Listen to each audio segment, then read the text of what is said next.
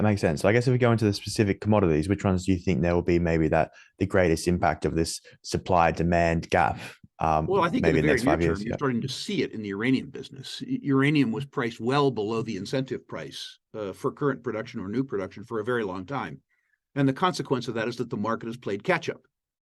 While the market, in terms of the spot market, has played catch up, what you'll notice too is the increasing predominance of the term market over the spot market in uranium. This is important because it gives both consumers and producers some certainty as to the price of the commodity. And it allows project developers the ability to finance projects while guaranteeing a reasonable rate of return for their shareholders.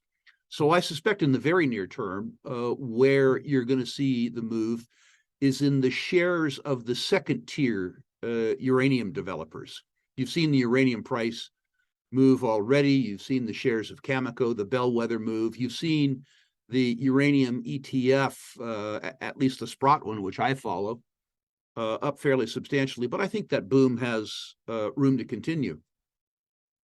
I believe that oil and gas prices, particularly North American natural gas prices, will continue to be very strong.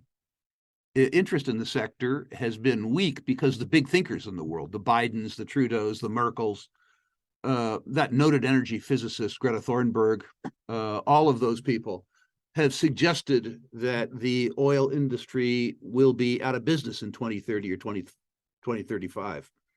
My suspicion is that peak oil demand will occur about 2060 and taper off very slowly from there.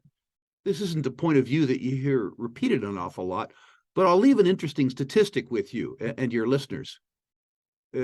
Humankind has now invested almost $5 trillion in alternative energy production, and we've reduced the market share of fossil fuels from a high of 82% all the way down to 81%.